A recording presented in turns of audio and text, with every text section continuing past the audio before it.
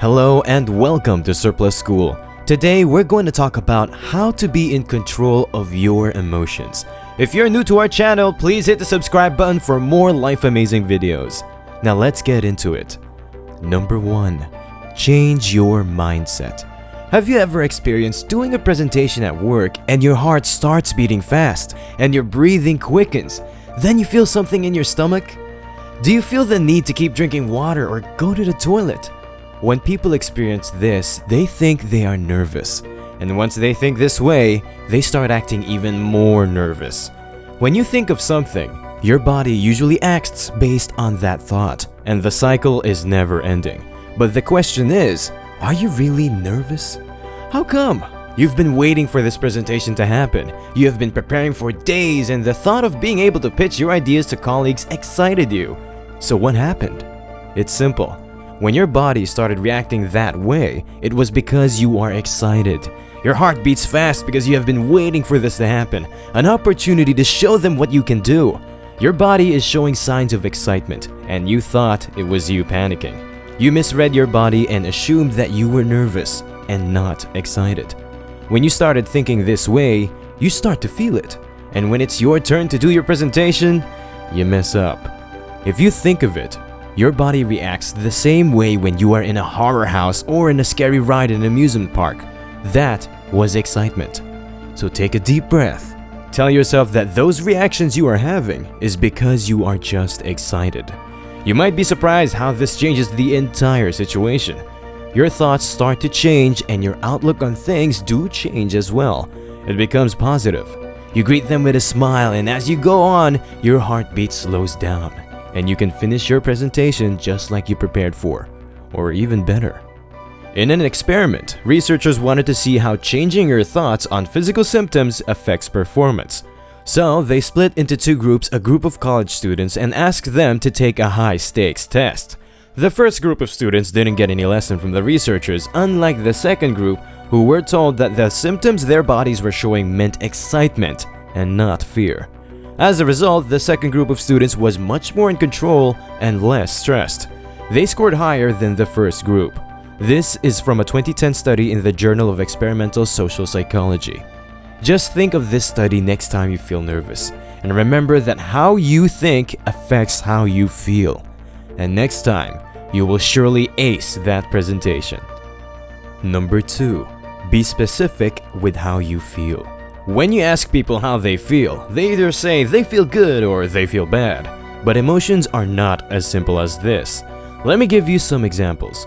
When you were a kid and you broke your favorite toy, do you just feel bad? No, you feel something more specific. You feel sad. When your friend spends some time with a new friend, do you feel jealous? Or do you just envy them? If you say a bad joke in front of others and no one ended laughing, is it embarrassment you're feeling? Or maybe it's shame, thinking that you shouldn't have said it in the first place? See, they may just seem like words to you, but being able to recognize your feelings and not just say you feel bad or good is a sign of high emotional intelligence. It means that you can recognize your emotions and others' emotions as well. And if you do, then it will be easier for you to control your thoughts or do something about them. Those emotions are part of the emotional vocabulary. And if you know more of these, then the better you will understand yourself. In a 2001 study in the journal Cognition and Emotion, researchers explained that people who can distinguish different emotions are better at controlling them.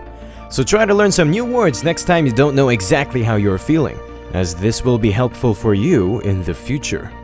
Number 3. Be open to new experiences. The quote, "Experience is the best teacher," is true after all. By experiencing new things, we expand our emotional intelligence. If you are wondering as to how these two are connected, just think of how you see the world changes when there are major events in your life. People who travel learn a lot. As they go to different places, talk to different people, their world becomes bigger. They no longer live in a world surrounded by four walls. They learn how life is for other people. They see that things that don't usually make them happy bring great joy to others. They see how they live, both the good and the bad. These experiences in turn help their emotional intelligence. According to a 2015 study from the Proceedings of the National Academy of Sciences of the United States of America, experiences in nature affect one's mental health by lessening negative activity in the brain. This in turn creates a positive state of mind. Of course, traveling is not the only way to increase your emotional intelligence. You can talk to people, read books, observe, or even watch movies. Number 4. Set your standards. Do you keep your feelings to yourself just to avoid hurting other people? Do they treat you as good as you treat them? We tend to set high standards for ourselves, including how we should treat other people. This is not a bad thing, as it shows your character, but you should not let other people treat you badly. Trying to understand them when they did something wrong to you for the first time is different than letting them do the same thing over and over again. You know you won't do the same thing to them, so why do you let them treat you in the wrong way? It's nice to be good, but do not forget that you deserve the same respect you give others. Talk to them. Tell them how you feel. Don't run away from it. Being honest will help your relationship with others, and they can also learn something new from you. Number 5. Don't be impulsive. During conflicts and arguments, do you say the first thing that comes in your mind? Do you still feel the same way when you've calmed down? You don't have to answer right away. It's okay to excuse yourself or take a breath. When you're angry, you might say things you don't mean after all. You have to be in control of yourself. A sign of emotional intelligence is to be able to control whatever feelings you have. If you know you won't be able to stop once you start talking, then take some time off. Communication with the other party helps solve the problem. If you are both angry and shouting, you won't be able to understand each other. And that's it for this video. I hope you enjoyed and learned something from it.